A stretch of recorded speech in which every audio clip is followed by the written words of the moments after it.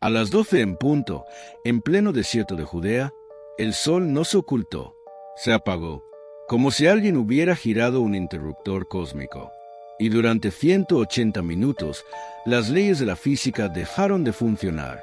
¿Qué fuerza tuvo el poder de apagar la luz del mundo? Y más importante, ¿por qué? Quédate hasta el final, porque lo que ocurrió en esas 3 horas no solo cambió la historia, cambió tu destino.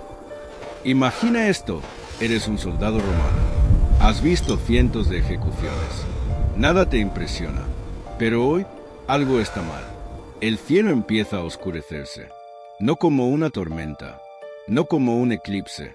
Es como si la luz misma estuviera muriendo. Y entonces te das cuenta, el hombre que cuelga en la cruz central no está gritando de dolor. Está en silencio. Demasiado silencio. ¿Qué estaba pasando en ese silencio que ni siquiera los evangelios se atreven a describir completamente? 3 testigos independientes: Mateo, Marcos, Lucas. Palabras casi idénticas. Desde la hora sexta, tinieblas sobre toda la tierra hasta la hora novena. Cuando historiadores ven este patrón, múltiples fuentes, detalles consistentes, audiencias diferentes, saben que están ante algo real. Algo tan impactante que ningún testigo pudo olvidarlo. Pero aquí viene lo imposible. La astronomía confirma que esto no pudo ser natural. La Pascua siempre cae en luna llena. Los eclipses solares solo ocurren en luna nueva. Matemáticamente, era imposible. Y ningún eclipse dura 3 horas. El récord moderno, 7 minutos y 28 segundos. Entonces, si no fuera naturaleza, ¿quién apagó el sol? Y más importante, ¿qué precio pagó la creación para que eso sucediera? Esa pregunta nos lleva a un detalle que la mayoría pasa por alto, pero que lo cambia todo. Antes de las 3 horas de oscuridad, ya llevaban 3 horas de agonía. Y la ciencia moderna ha descifrado exactamente qué le ocurría al cuerpo de Jesús en esos minutos. La crucifixión no era una muerte rápida, era una muerte por asfixia lenta. Cada respiración era una batalla. Para exhalar, tenía que empujarse hacia arriba con los pies atravesados por clavos de hierro. Un movimiento que enviaba descargas eléctricas de dolor a través de los nervios desgarrados de sus muñecas. Pero entonces, al mediodía, el dolor físico cambió de frecuencia. ¿Por qué? Porque en ese instante exacto, el peso que sostenía ya no era solo su cuerpo deshidratado. Era el peso de cada mentira dicha en secreto, de cada traición disfrazada de amistad, de cada acto de violencia, de cada corazón roto por la indiferencia. Todo, absolutamente todo. 2 Corintios 5 y 21 lo dice con una franqueza que estremece. Al que no conoció pecado, por nosotros lo hizo pecado. No es metáfora, es transacción cósmica. Y aquí está el primer giro que nadie te cuenta. Cuando el Padre volcó la ira sobre el Hijo, no fue un castigo arbitrario, fue un intercambio calculado. La santidad infinita de Dios no puede coexistir con el pecado. Y en ese momento, por primera vez en la eternidad, la comunión se rompió. Pero espera, si el amor de Dios es perfecto, ¿cómo puede un padre justo dar la espalda a su propio hijo? La respuesta está en un fenómeno médico que ocurrió horas antes, y que en realidad era la primera señal de lo que vendría. La noche anterior, en el jardín de Getsemaní, Jesús sudó gotas de sangre. Los médicos lo llaman hematidrosis. Ocurre solo bajo un estrés psicológico extremo, cuando los capilares se rompen por la tensión.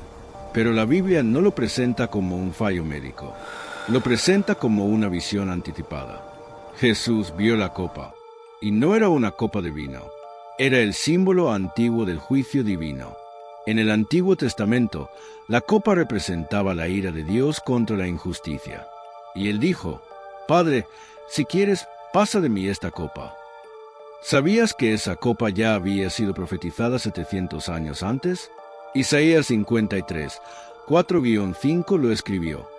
Ciertamente llevó en nuestras enfermedades y sufrió nuestros dolores, mas el herido fue por nuestras rebeliones, molido por nuestros pecados. Durante esas 3 horas de oscuridad, Jesús no solo bebió la copa, la vació hasta la última gota. Pero aquí viene el open loop que cambiará cómo ves tu propio sufrimiento. Si él ya pagó la deuda completa, porque algunos siguen sintiendo que Dios los ha abandonado. ¿Qué ocurre cuando nuestras tinieblas personales nos envuelven? La respuesta está en lo que pasó exactamente a las 3 de la tarde. Pero antes, hay un detalle en el templo que nadie esperaba. Mientras la oscuridad cubría la tierra, en el templo de Jerusalén, los sacerdotes seguían con sus rituales. Pero de repente, un sonido ensordecedor, como un trueno seco. El velo del santuario se rasgó, de arriba a abajo. Este no era un telado común. Fuentes históricas judías como la Misna y Flavio Josefo describen un velo de casi 20 metros de alto, tejido con 72 capas, tan grueso que ni siquiera caballos atados a cada lado podrían romperlo. Y se rasgó, sin que nadie lo tocara. ¿Qué significaba? Que el camino al lugar santísimo, el lugar donde la presencia de Dios habitaba y donde solo el sumo sacerdote entraba una vez al año, con sangre, tembloroso, ahora estaba abierto. Para todos, para ti.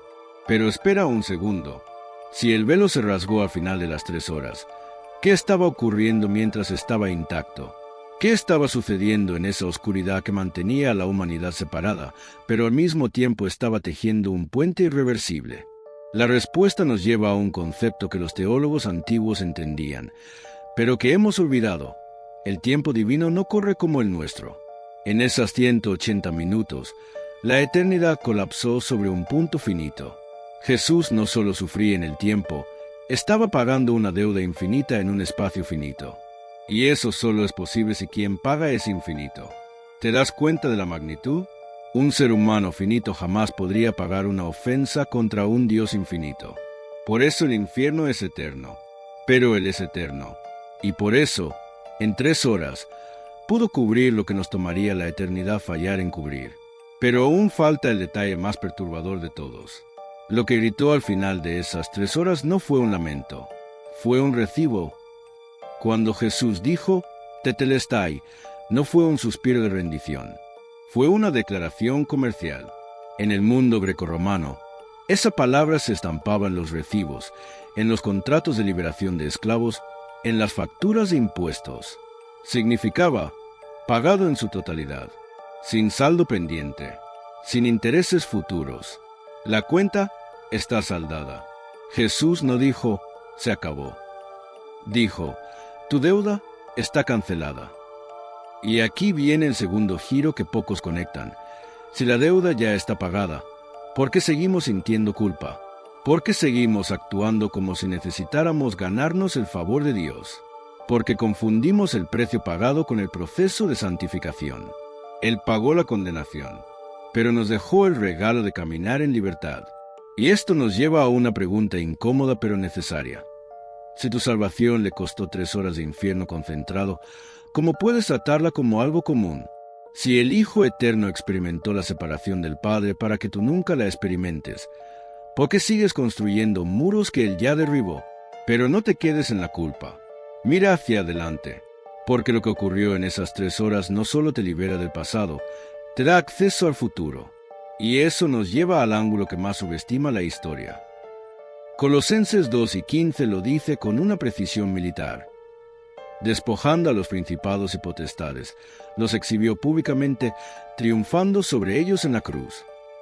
Mientras la tierra se oscurecía, otra dimensión se agitaba. Esta no era una ejecución, era una invasión. El cielo descendiendo al abismo, la luz penetrando las tinieblas más profundas para rescatar lo que parecía perdido. Lo que parecía derrota era estrategia divina. Y aquí está la aplicación que necesitas hoy.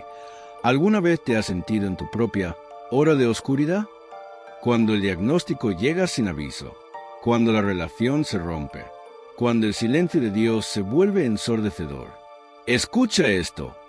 Jesús entró en tinieblas más profundas que cualquier cosa que tú jamás experimentarás, para que tú nunca tengas que caminar en ellas solo.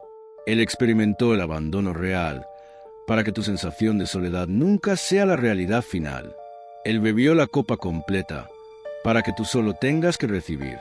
Pero esto no es solo para consolar, es para movilizar. Porque si la oscuridad ya fue vencida, tu misión no es esconderla, es anunciar la luz. Romanos 10:14 lo pregunta sin rodeos. ¿Y cómo creerán en aquel de quien no han oído? Alguien te lo contó a ti. Ahora te toca a ti. Y antes de que terminemos, déjame llevarte de vuelta al momento exacto en que todo cambió. Eran las 3 de la tarde. La oscuridad se levanta. El sol vuelve a brillar. Pero ya no es el mismo sol. Porque la luz física regresó. Pero la luz espiritual ahora arde con una intensidad que ninguna sombra pueda apagar. Jesús clamó: Padre, en tus manos encomiendo mi espíritu. Ya no era: Dios mío, ¿por qué me has desamparado?